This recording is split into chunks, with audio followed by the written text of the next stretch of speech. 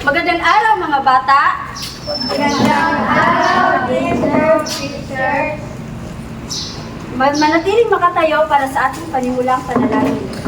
Christine, maaari mo bang pangunahan ang ating panalangin ngayon? Opo. Sa ngalan ng Ama, sa Anak ng Espiritu Santo, Amen. Ama namin, sumasalangit ka, sambahin ang ngalan mo, mapasa amin ang kaharian mo, sundin ang loob mo dito sa lupa at karalan sa langit. Bigyan mo kami ng makakain sa araw-araw at pagawain mo kami sa aming mga kasalanan. Gaya ng pagpapatawad namin sa kasala sa amin. At huwag mo kami itulog sa puso at iadya mo kami sa lahat ng makasalanan. Ngala ng Ama, ng Anak, ng Espiritu Santo. Amen. Muli, magandang hapon mga bata. Magandang hapon po. Mari na kayong umupo. Maraming salamat po. Kamusta kayong lahat ngayon? Okay lang ba kayo? Okay lang. Nagtanghalian ba kayo bago kayo pumunta dito?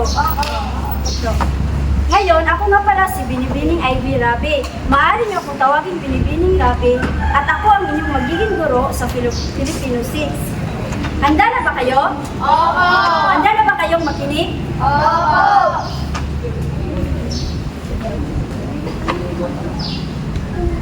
May tanong ako sa inyo, sino ba ang iniban sa ating klase ngayon? Tingnan niyo ang inyong katabi kung meron bang wala ngayon. Wala. Mabuti naman kung gano'n. Ngayon, bigyan niyo yung sarili ng 3 bagsak. Very good. Ngayon, bago tayo formal na magsimula, may mga alituntunin mo na ako dito na ipapabasa ko sa inyo. Mga bata, basahin ang unang alituntunin. Una. Sabay-sabay. Una. Pulutin ang mga basura na makikita. So, kung may makikita kayong mga basura, ilalim ng inyong lamesa, o kaya sa inyong palingkot, pupulutin niyo ito at itatapon sa basurahan. Very good. Pangalawa, umupo ng maayos. nakaupo ba ng maayos ang lahat? Oo. Very good. Pangatlo, Itaas ang kamay kapag may gustong sabihin. so kung may gusto man kayong sabihin o kaya gusto niyong sumagot, itaas lamang ang inyong mga kamay. Maliwanag ba? Oo. Pang-apat, Makinig sa nagsasalita. so kapag may nagsasalita, kagaya ko, makinig kayo o kaya kung gusto nyo iwasay ang daloy ng ating klase, ay makinig kayo. Kagaya ng nasa picture, ang bata ay nakikinig sa kanyang guro na nagsasalita.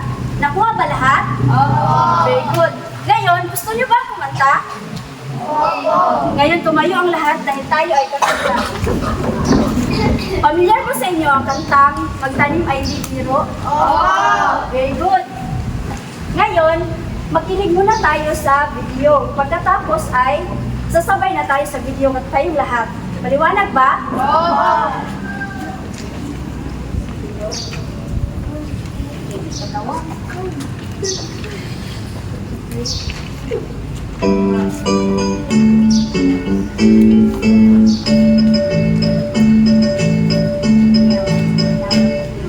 Tanim ay di biro.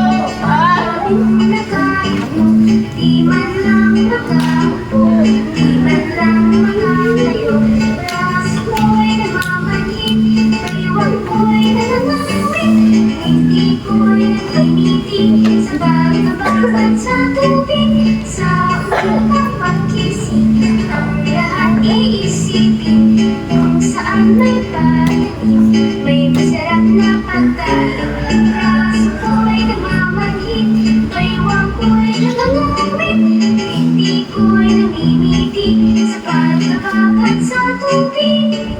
Halina, halina, mga kaibigan, tayo'y masipag na magbalik-ako, tayo ng landas para sa araw na bukas, para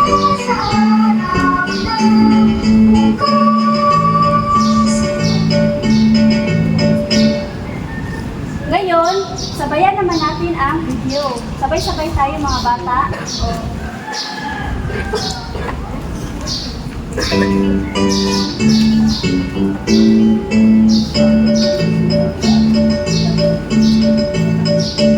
Magaling at biro, mahabog na tayo po. Di man lang makaupo, di man lang makatayo. Braso ko'y nakakahing, ewan ko'y nakakawin. Hindi ko'y nangingitig sa kakamatad sa tubig. Sa umaga pagising, para ay isipin kung saan may palangin. May sarap na pagkain, braso ko'y nakakahing, ewan ko'y nakakawin. Hindi ko'y nangingitig sa kakamatad sa tubig. Halina, halina, makakaliran. Tayo'y nagsisig bagong taon na. Magbalikan, tayo na landas. Araw sa araw ng bukas. Araw sa araw ng bukas.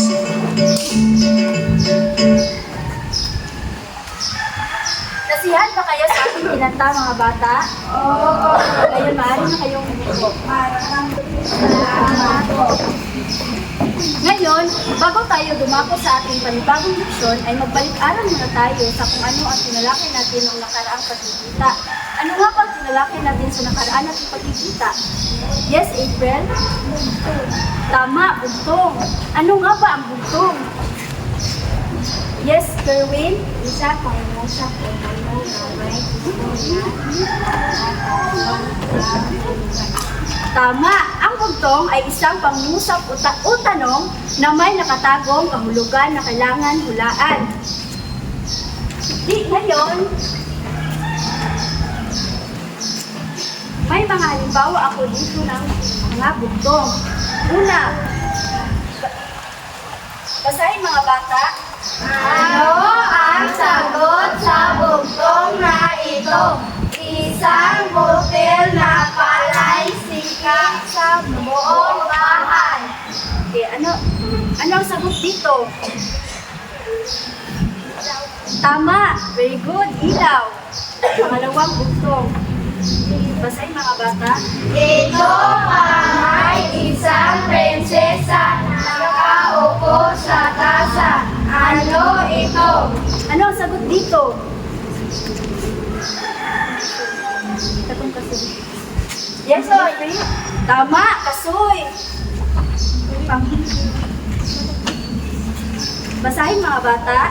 Dalawang magkumpare habang naglalakad ay nag-uusap. Ano ito? Ano ang sagot dito? Tama! Paa! Ngayon, may mga naisip pa ba kayo kung ano ang mga iba pang mga bugtong? Like, sa hindi natin mga tinatilakay? Yes, Day? Baboy ko sa puno ang balahiboy pako. Ano ang sagot dyan? Tama! Pagbigyan natin si Christine ng 5 bagsak. 1, 2, 3, 4. Ano pa? Yes, Angela? Ano ang sagot dyan, Angela? Tama! Bigyan natin si Angela ng very good clap. Alam niyo ba kung ano ang very good clap? Alam niyo bang paano gawin? Oo. Ganito lang. 1, 2, 3. 1, 2, 3. Very good, very good, very good. Okay. Kayo naman. 1, 2, 3. 1, 2, 3. Very good, very good, very good. Ngayon, ibibigay ko kayo kay Binibining Paner para sa susunod ninyong aktibidad. Ngayon mga bata, gusto niyo bang maglaro at matuto? Oo. Kung gayon, video. Ang mga salawikain at kasabihan ay mga hiyas ng ating wika, mga salita ng ating mga sinaunang ninuno na naipamana sa mga sumunod na henerasyon. Ang mga Mga ito ay nagtataglay ng karunungan at kaalaman sa tradisyonal na kulturang Pilipino. Handa ka na ba para sa mas malalim na pag-unawa lunas sa lawikain? Ito ay naglalayong mangaral at umakay sa mga kabataan sa pagkakaroon ng kabutihang asal. Alam niyo ba na mayroong mga palatandaan sa pagtukoy ng isang salawikain? Nais niyo ba na ibahagi ko sa inyo? Ito yun mga palatandaan ng isang salawikain. Una, mahirap ipaliwanag. At ang pangalawa, ang mga salita. Iba ang pakinggan. Okay. Nakinig ba kayong lahat doon? Okay. Dahil nakinig kayo, maglalaro tayo. Ang laro natin ngayon ay scrambled words. At ibubuo ninyo at pagkatapos ay ilalagay nyo ito sa mga box. Pero bago natin yon simulan ang laro, ay dapat ipapangkat ko kayo sa tatlo. Dahil dito kayo dito, may isang grupo na may tatlong miyembro. Kamu duhan yan. Then, kayong tatlo dito. Okay. Bibigyan ko kayo ng 2 minuto upang ibuo ang mga scrambled letter. At pagkatapos, pag nabuo nyo na, ay pupunta kayo sa harap at ilalagay ang inyong nabuong letters dito sa box. Ito ang number 1, number 2, number 3, number 4, number 5, at saka 6. Okay, handa na ba ang lahat? Very good. Simulan nyo na ang pagbuo ng scrambled letters.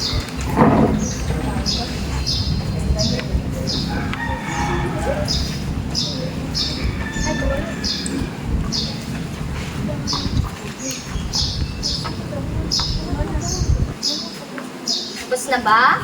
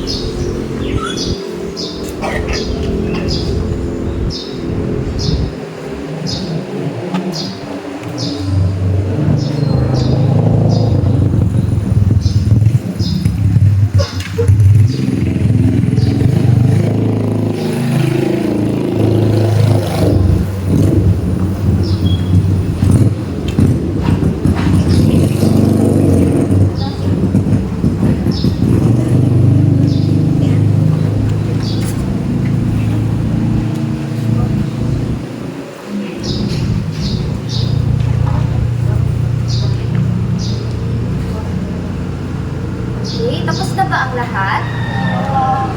Okay, sino ang nakabunot sa number 1?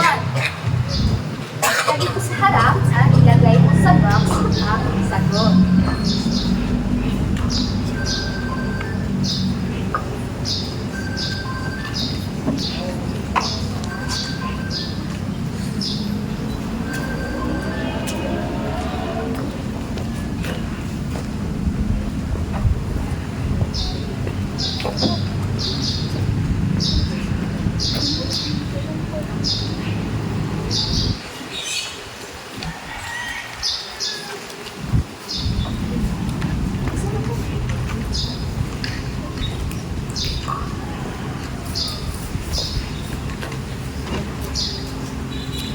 Sino ang nakabunot sa number 2? Okay, dito ka sa harap ni Kai.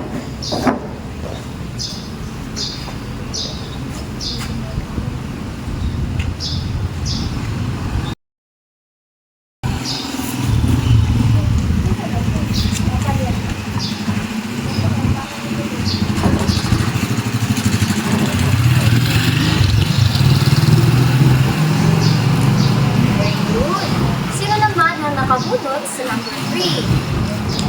Dito sa harap.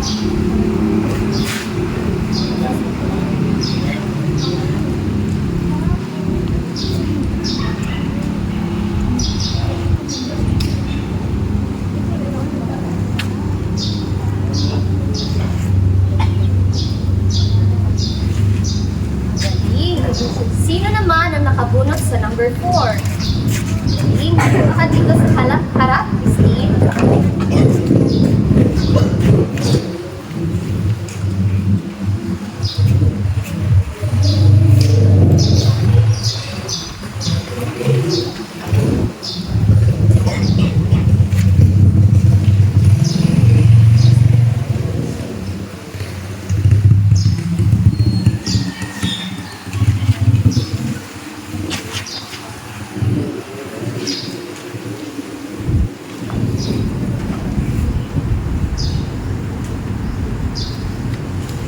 Sino naman ang nakabunot sa number 5? Kanina sa harap, Jeffrey.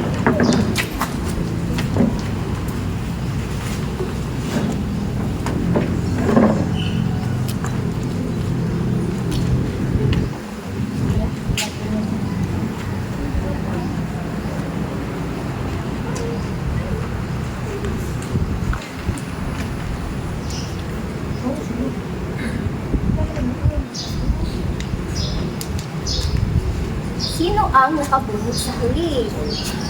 Okay, dito ka sa harap, April.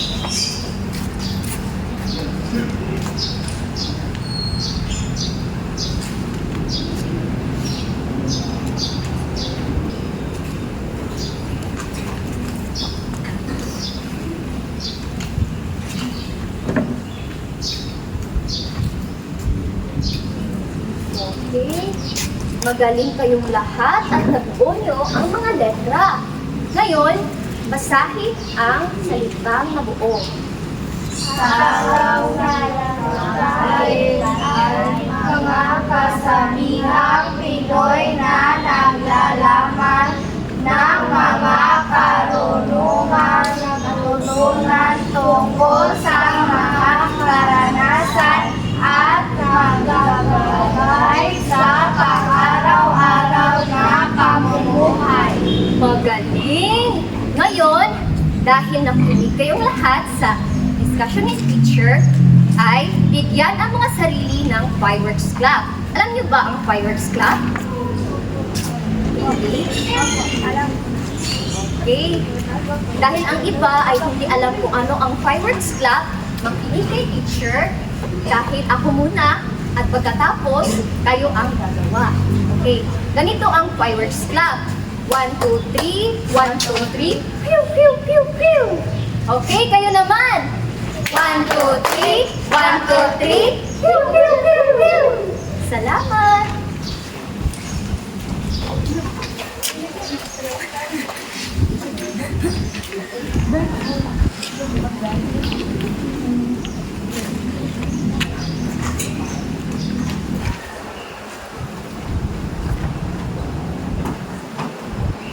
Okay. Ngayon naman, tutungan na tayo sa ating susunod na tatalakayin. May isang kasabihan na ang batang busog sa pangaral ay lalaking hindi hangad. Ang ibig sabihin nun or nangangahulugan lang ito na kapag ang bata ay pinalaki ng tama ng kanyang mga magulang, ay lalaki siyang hindi mangmang at may alam. Ngayon, may tatanong ako sa inyo, alam niyo ba kung ang susunod nating tatalakayin ngayon? Okay, April. Salawikain po. Okay, tama si April. Palakpakan natin si April ng Lamok Club. Alam niyo ba kung ano ang Lamok Club? O, siguro hindi pa, pero ako muna yung magtuturo sa inyo, tapos kayo naman yung gagawa. Ganito lang yon. Isang lamok, dalawang lamok, tatlong lamok, maraming lamok. O, kayo naman. Isang lamok, Dalawang lamok, tatlong lamok, maraming lamok. Okay. Ngayon, may katanungan pa ako. Ano nga ba yung salawikain? Okay, Christine? Ang mga salikain ay mga kasabihang nagtataglay ng mga pusit-pusit na karunungan. Okay, tama ulit si Christine. Bigyan natin siya ng nice clap. Alam niyo ba kung ano ang nice clap? Hindi? Okay, ako na naman yung magsisimula tapos kayo ang susunod. Ganito lang yon. 1, 2, 3. 1, 2, 3. Nice, nice, nice. Okay. Kayo naman. 1, 2, 3. 1, 2, 3. Nice, nice, nice. Okay. Very good. Ngayon naman, meron ba kayong mga alam na salawikain? O di kaya may nagawa na ba kayong mga salawikain? Okay. Okay lang yan kasi yan yung pakay natin na matutunan nyo kung ano ang salawikain ngayon.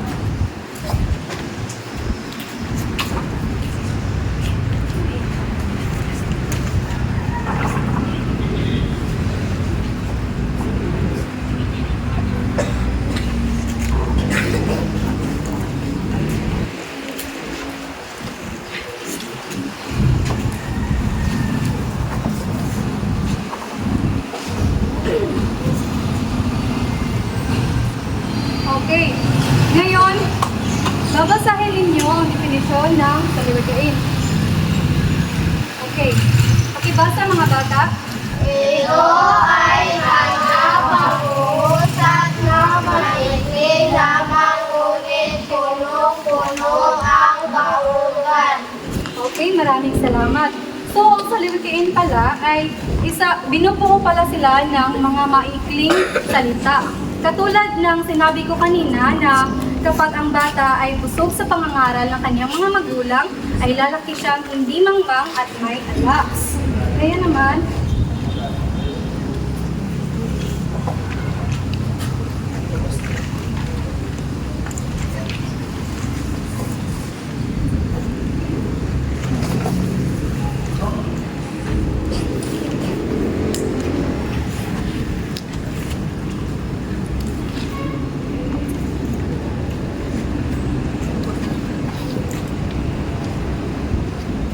pakibasa mga bata.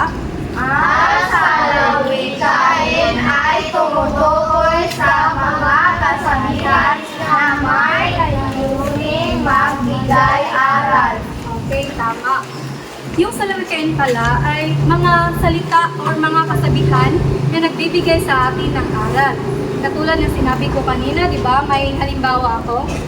Tapos, ang salawikain kasi ay isang payo o kalaman na makukuha natin. Ito ay binubuo ng maikli lamang na pangungusap, ngunit malalim ang kanyang ibig na ipinahiwatig. Ang salawikain ay magmula siya sa mga sinaunang henerasyon na hanggang ngayon ay nandito pa rin na nananatilik sa atin at nababasa natin kung saan-saan. Ang salawikain sa madaling salita ay ito ay isang payo o kaalaman na maaaring makukuha natin sa ating mga karanasan o sa pangyayari sa ating buhay.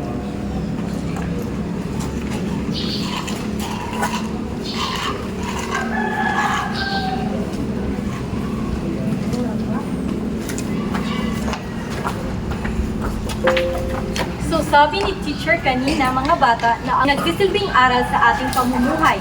Ito rin ay nagsasalamin ng ating pagka-Pilipino at nagbibigay ng payo, suporta at paalala sa ating mga kabataan at sa mga Pilipino maging sa buong mundo. So upang mas mapalawak ang inyong kaalaman tungkol sa salawikain ay may inanda akong mga halimbawa.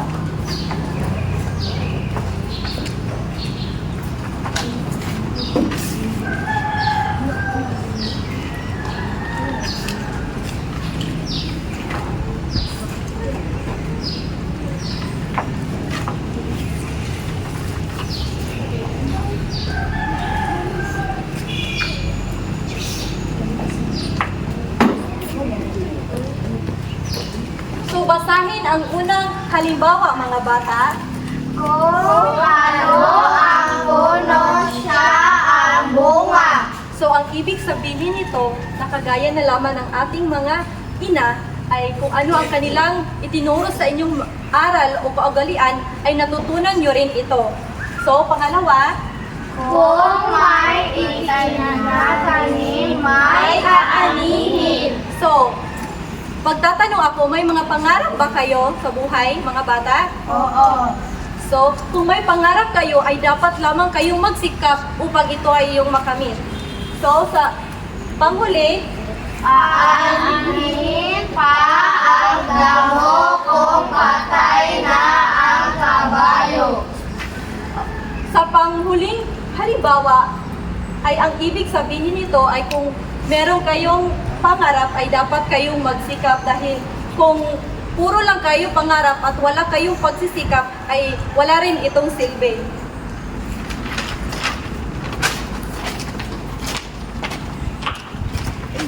So ngayon mga bata, dahil alam niyo na ang ibig sabihin ng salawikain, may irepresenta ako dito sa harap at sasagutan niyo ito kung ano ang napulot niyong aral. Nagkaintindihan ba tayo mga bata? Okay. Sa unang salawikain, makibasa, Aanhin ang ganda mo kung ang ugali mo'y mabaho. yes, Jeffrey. Maging mabait. Okay. Bigyan ng isang bagsak si Jeffrey. Isang bagsak. Pangalawang salawikain. Ang batang masipag sa buhay ay siya ring mapalad ang kamay. Yes, April. Maging masipag. Tama. Bigyan ng isang bagsak si April. Isang bagsak. Pangatlong salawikain. Nakilala ang tunay na kaibigan sa panahon ng kagipitan. Yes, Angela.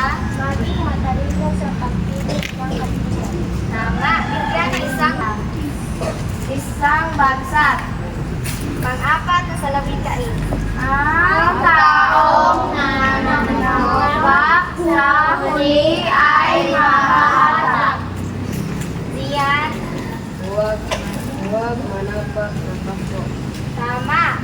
Bigyan ng isang bagsak. Isang bagsak. Walang kaunlaran kung walang pagtutulungan. Yes, Christine. Laging magkaisa. Bigyan ng isang bagsak si Christine. Isang bagsak.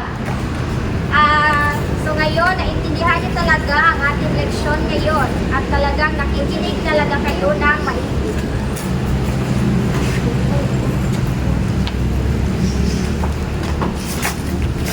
Ngayon, hahatiin ko kayo sa dalawang grupo. So, dito ang unang pangkat at dito ang pangalawang pangkat. At ibigyan ko kayo ng stick kung saan na may nakalagay dito ang hulugan at aral.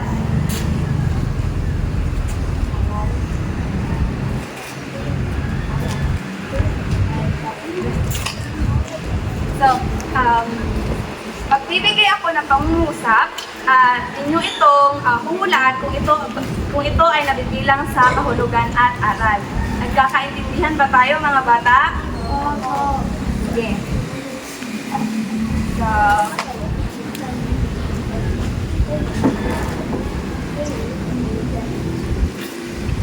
okay. Tara mga bata. Ako na basa para... O sige, kayo mo basa. Sige, go. Ito ay mga pangungusap na nagsasaad ng aral. Ano ito? Kahulugan o aral? Kahulugan. Mabuti. Sa dalawa, Ang pinagmaliwaki ng salawikain, ubos-ubos biyaya, bukas na katungan ay ang pagiging masinop. ano ito? Aral. Galing. Pangatlo. Dito ay mga kasabihan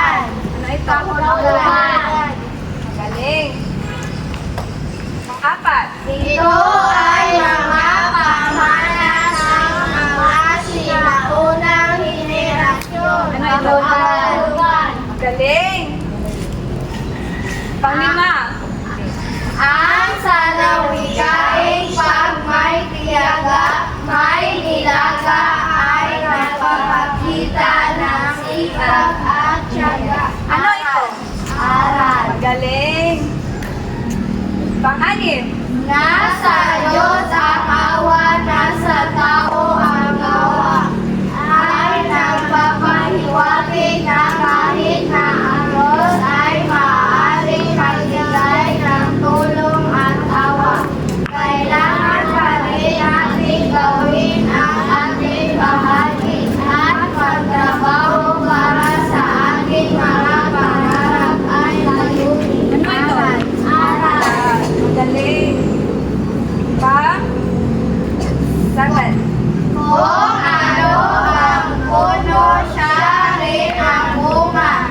Ito ay nagsasabi ang isang tao o bagay ay malamang na sila ng katangian na katulad ng kanyang pinagmulan o napaglaki sa kanya. Ano ito? Aral. Magaling! Pang-8.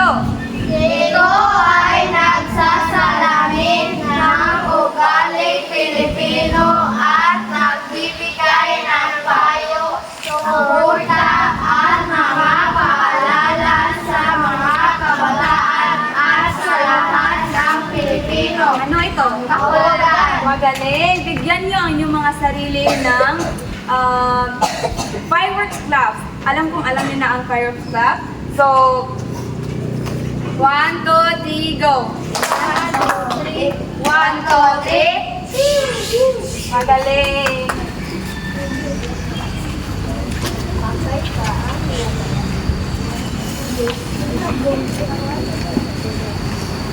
Ngayon, alam niyo na kung ano ang salawikain. At gusto kong gumawa kayo ng salawikain. At ilagay niyo ito sa bond paper. At meron nga pala itong mga criteria. Pakibasa, Kawastuhan. pangpuntos, Aral na pinakahiwatig, 5 puntos. Pagkamalikhain, 5 puntos. total of 15%.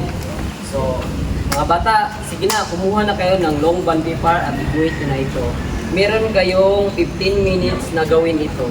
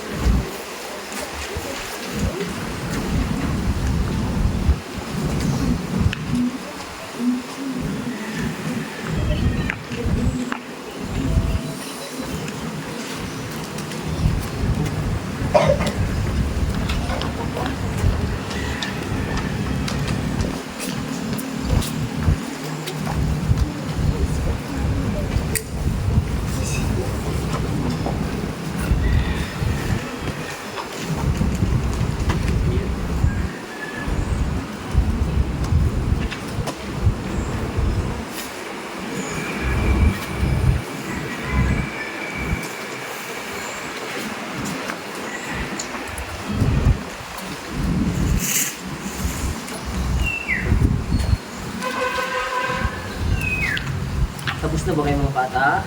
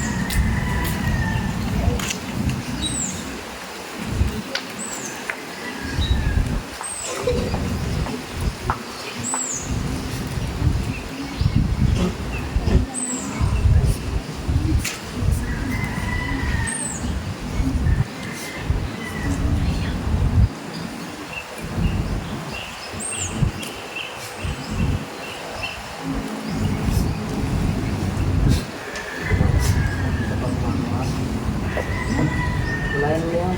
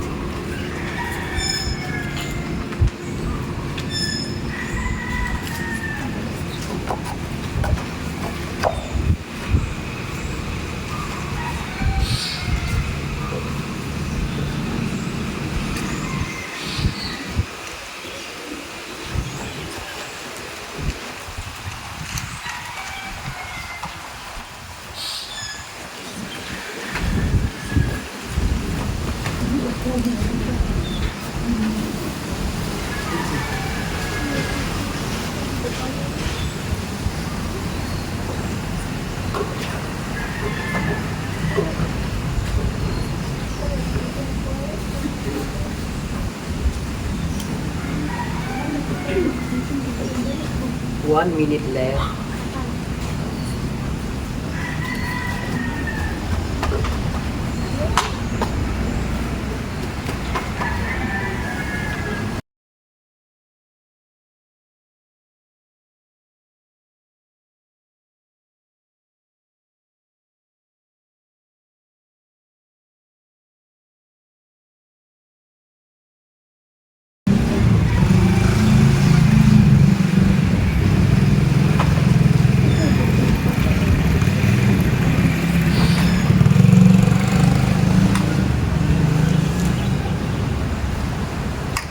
Tapos na ba kayo?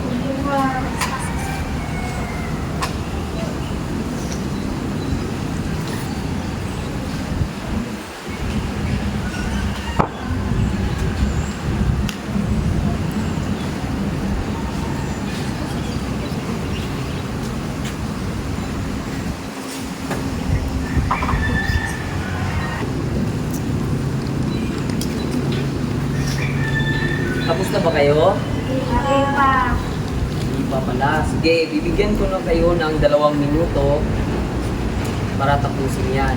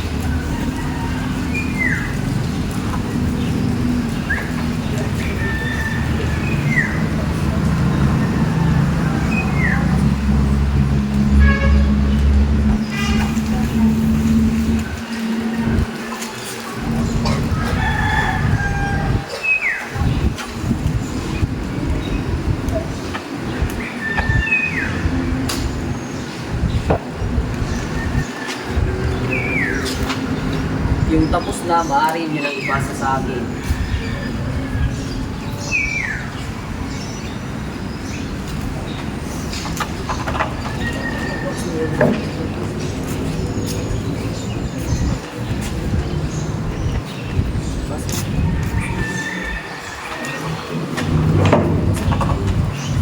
Okay, matapos na, ipasa niyo na.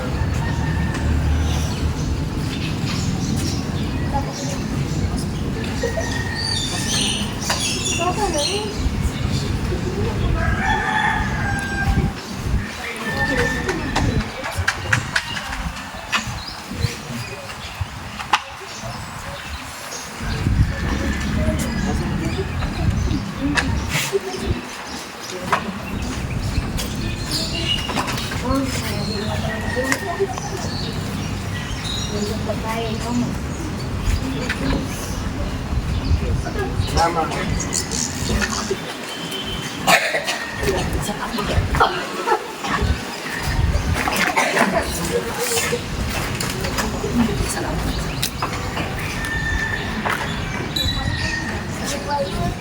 Para sa inyo takdang aralin, kunin ninyo ang inyong kwaderno at gawin ang sumusunod.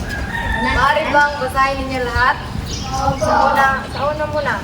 Sa inyong palagay, bakit mahalaga ang salawikain? Sa pangalawa. Gumawa ng sariling definisyon sa kung ano ang salawikain. Sa pangatlo naman. Gumawa ng isang salawikain at ilagay kung ano ang aral na Pahiwatig nito. Bibigyan ko kayo ng 3 minuto para isulat ninyo ito. I start now. Wag na.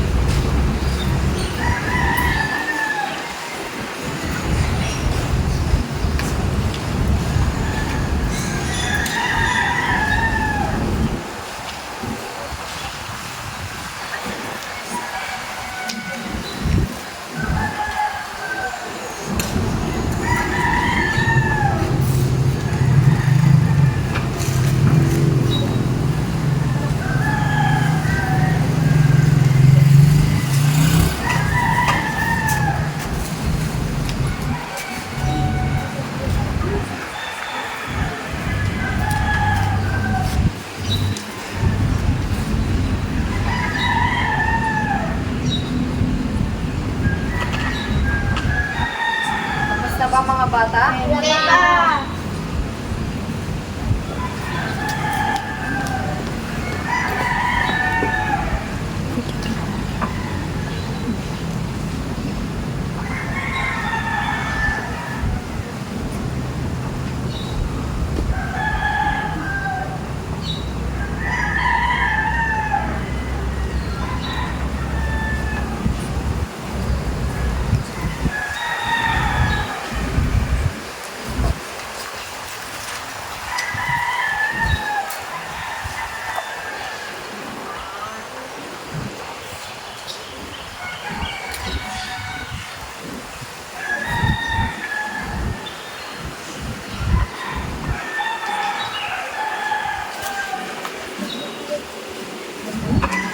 Tapos na ba? Hindi pa.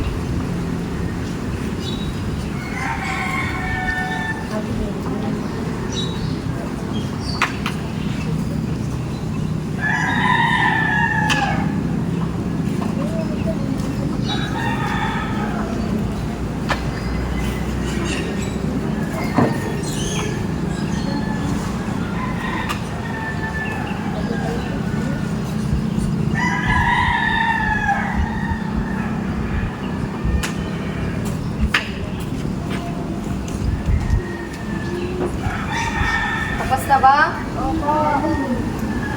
Dahil tapos na tayo sa ating leksyon ngayon, may mga natutunan ba kayo? At dahil may natutunan kayo, sana ay gamitin ninyo itong aral na magiging malikhain ninyo sa paggamit ng salawikain. Tumayo na ang lahat at tayo'y magdasal.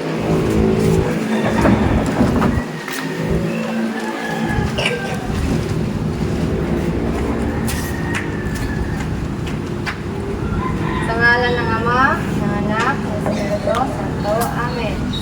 Walhati sa Ama, sa Anak, sa Espiritu Santo, pagparaan ng unang ngayon at magpakagandaan. Amen. Sa ngalan ng Ama, ng Anak, ng Espiritu Santo. Amen. Paalam at maraming salamat mga bata. Paalam po, Ina,